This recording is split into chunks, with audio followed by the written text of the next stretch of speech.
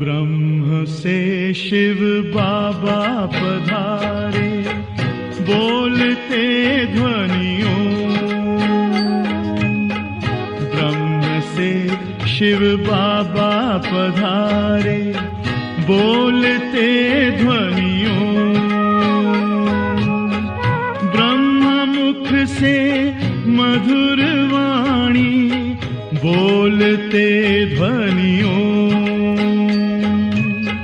ब्रह्म से शिव बाबा पधारे,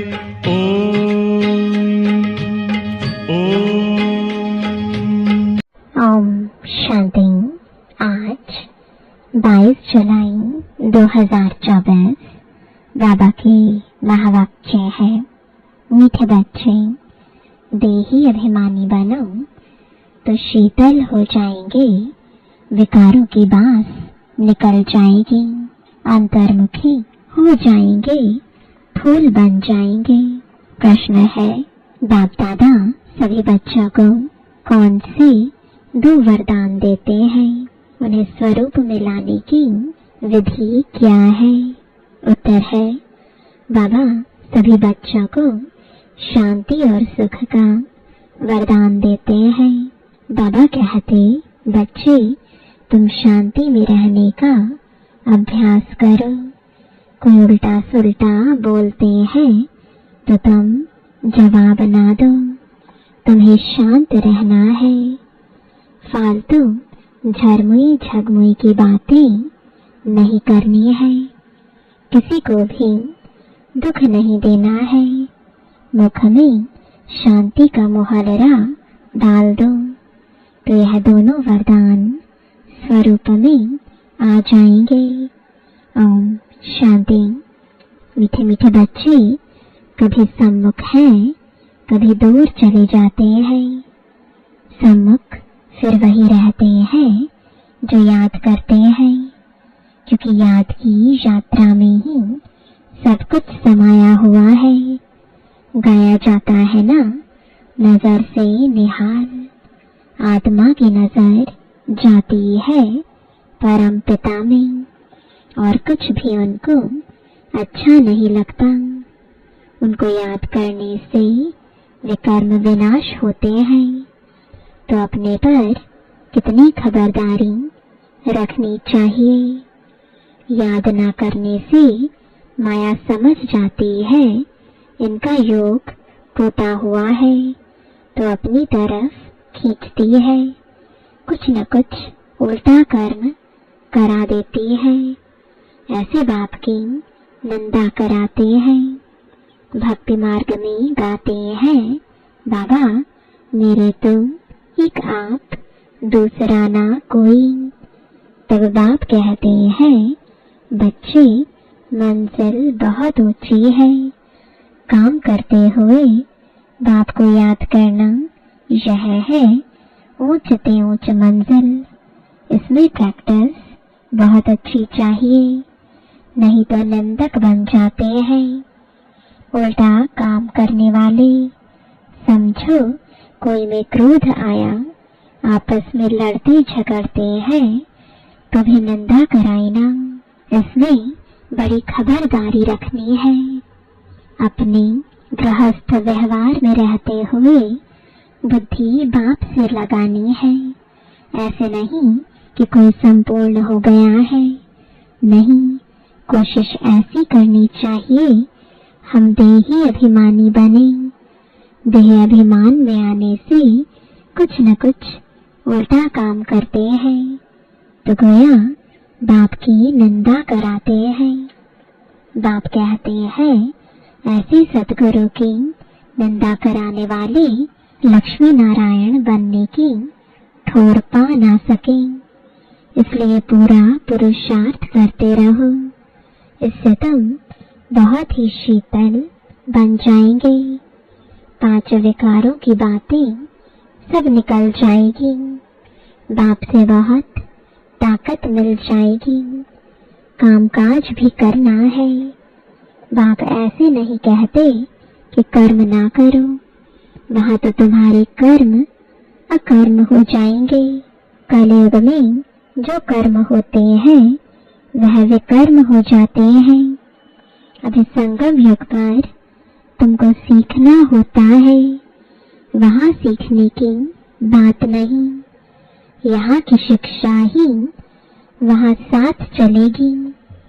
बाप बच्चों को समझाते हैं बाहर मुखता अच्छी नहीं है, अंतर्मुखी भव। वह भी समय आएगा जबकि तुम बच्चे अंतर्मुख हो जाएंगे। सिवाय बाप के और कुछ याद नहीं आएगा। तुम आए भी ऐसे थे, कोई की याद नहीं थी। गर्भ से जब बाहर निकले तब पता पड़ा कि यह हमारे माँ बाप है, यह फलाना है। तो फिर अब जाना भी ऐसे है। हम एक बाप के हैं और कोई उनके सिवाय बुद्धि में याद न आए। भर टाइम पड़ा है, परंतु पुरुषार्थ तो पूरी रीति करना है। शरीर पर तो कोई भरोसा नहीं, कोशिश करते रहना चाहिए। घर में भी बहुत शांति हो, क्लेश नहीं, नहीं तो सब कहेंगे इनमें कितनी अशांति है। तुम बच्चों को तो रहना है बिल्कुल शांत। तुम शांति का वर्षा ले रहे हो ना। अभी तुम रहते हो कांटों के बीच में, फूलों के बीच में नहीं हो। कांटों के बीच रह फूल बनना है, कांटों का कांटा नहीं बनना है। जितना तुम बाप को याद करेंगे उतना शांत रहेंगे। कोई उल्टा सुल्टा बोले तुम शांति में रहो। आत्मा है ही शांत, आत्मा का स्वधर्म है शांत। तुम जानते हो अभी हमको उस घर में जाना है। बाप भी है शांति का सागर। कहते हैं तुमको भी शांति का सागर बनना है। फालतू झरमुई झकमुई बहुत नुकसान करती है। बाप डायरेक्शन देते हैं ऐसी बातें नहीं करनी चाहिए। इससे तुम बाप की निंदा कराते हो। शांति में कोई निंदा व विकर्म होता नहीं। बाप को याद करते रहने से और ही विकर्म विनाश होंगे। अशांत न खुद हो न औरों को करो। किसको दुख देने से आत्मा नाराज होती है। बहुत है जो रिपोर्ट लिखते हैं, बाबा यह घर में आते हैं तो धम चक्र मचा देते हैं। बाबा लिखते हैं तुम अपने शांति स्वधर्म में रहो। हातम ताई की कहानी भी है ना। उनको कहा तुम मुख में वो हलरा डाल दो तो आवाज निकलेगा ही नहीं, बोल नहीं सकेंगे। तुम बच्चों को शांति में रहना है। मनुष्य शांति के लिए बहुत धक्के खाते हैं। तुम बच्चे जानते हो हमारा मीठा बाबा शांति का सागर है। शांति कराते कराते विश्व में शांति स्थापन करते हैं। अपने भविष्य मर्तबे को भी याद करो। वहाँ होता ही है एक धर्म, दूसरा कोई धर्म होता नहीं। उनको ही विश्व में शांति कहा जाता है। फिर जब दूसरे दूसरे धर्म आते हैं तो हंगामे होते हैं। अभी कितनी शांति रहती है। समझते हो हमारा घर वही है, हमारा स्वधर्म है शांत। ऐसे तो नहीं कहेंगे शरीर का स्वधर्म शांत है। शरीर विनाशी चीज है, आत्मा अविनाशी चीज है। जितना समय आत्माएं वहाँ रहती हैं तो कितना शांत रहती है। यहाँ तो सारी दुनिया में अशांति है, इसलिए शांति मांगते रहते हैं। परंतु कोई चाहे सदा शांत में रहे, यह तो हो ना सके। भल 63 जन्म वहाँ रहते हैं, फिर भी आना जरूर पड़ेगा। अपना पाठ दुख सुख का बजाकर फिर चले जाएंगे। ड्रामा को अच्छी रीति ध्यान में रखना होता है। तुम बच्चों को भी ध्यान में रहे कि बाबा हमको वरदान देते हैं सुख और शांति का। ब्रह्मा की आत्मा भी सब सुनती है। सबसे नजदीक तो इनके कान सुनते हैं, इनका मुख कान के नजदीक है। तुम्हारा फिर इतना दूर है, यह झट सुन लेते हैं, सब बातें समझ सकते हैं। बाप कहते हैं मीठे मीठे बच्चों, मीठे मीठे तो सबको कहते हैं, क्योंकि बच्चे तो सब हैं। जो भी जीवात्माएं हैं वह सब बाप के बच्चे अविनाशी हैं। शरीर तो विनाशी है, बाप अविनाशी है। बच्चे आत्माएं भी अविनाशी हैं। बाप बच्चों से वार्तालाप करते हैं, इसको कहा जाता है रूहानी नॉलेज। सुप्रीम रूह बैठ रूहों को समझाते हैं। बाप का प्यार तो है ही। जो भी सब रोहे हैं भलतमु प्रधान है, जानते हैं यह सब जब घर में थे तो सत प्रधान थे। सबको कल्प कल्प हम आकर शांति का रास्ता बताता हूँ। वर देने की बात नहीं है, ऐसे नहीं कहते धनवान भव आयुष्वान भव। नहीं, सतयुग में तुम ऐसे थे, परंतु आशीर्वाद नहीं देते हैं। कृपा व आशीर्वाद नहीं मांगनी है। बाप बाप भी है, टीचर भी है, यही बात याद करनी है। ओहो शिव बाबा बाप भी है, टीचर भी है, ज्ञान का सागर भी है। बाप ही बैठ अपना और रचना के आदि मध्य अंत का ज्ञान सुनाते हैं, जिससे तुम चक्रवर्ती महाराजा बन जाते हो। यह सारा ऑलराउंड चक्र है ना। बाप समझाते हैं इस समय सारी दुनिया रावण राज्य में है। रावण सिर्फ लंका में नहीं है, यह है बेहद की लंका। चारों तरफ पानी है। सारी लंका रावण की थी, अब फिर राम की बनती है। लंका तो सोने की थी, वहाँ सोना बहुत होता है। एक मिसाल भी बताते हैं। ध्यान में गया, वहाँ एक सोने की ईंट देखी। जैसे यहाँ मिट्टी की है, वहाँ सोने की होगी, तो ख्याल किया सोना ले जाए। कैसे कैसे नाटक बनाए हैं।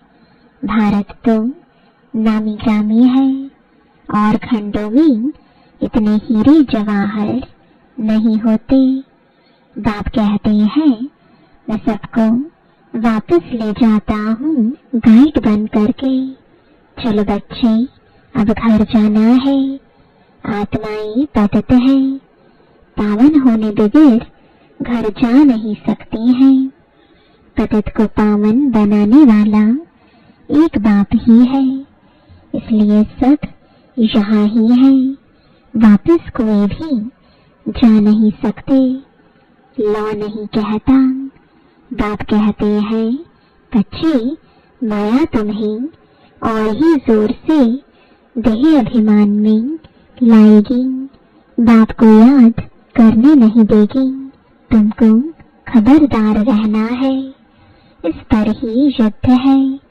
आंखें बड़ा धोखा देती हैं, इन आंखों को कब्जे में शनि अधिकार में रखना है। देखा गया भाई बहन में भी दृष्टि ठीक नहीं रहती है, तो अब समझाया जाता है, भाई भाई समझो, यह तो सब कहते हैं हम सब भाई भाई हैं, परंतु समझते कुछ भी नहीं। जैसे मेंढक ट्रा ट्रा करते रहते हैं, अर्थ कुछ नहीं समझते। अभी तुम हर एक बात का यथार्थ अर्थ समझ गए हो। बाप मीठे मीठे बच्चों को बैठ समझाते हैं कि तुम भक्ति मार्ग में भी आशिक थे, माशूक को याद करते थे, दुख में झट उनको याद करते हैं। हाय राम, हे भगवान रहम करो। स्वर्ग में तुम ऐसे कभी नहीं कहेंगे, वहाँ रावण राज्य ही नहीं होता है। तुमको राम राज्य में ले जाते हैं तो उनकी मत पर चलना चाहिए। अभी तुमको मिलती है ईश्वरीय मत, फिर मिलेगी दैवी मत। इस कल्याणकारी संगम युग को कोई भी नहीं जानते हैं, क्योंकि सबको बताया हुआ है कलयुग अजन छोटा बच्चा है, लाखों वर्ष बड़े हैं।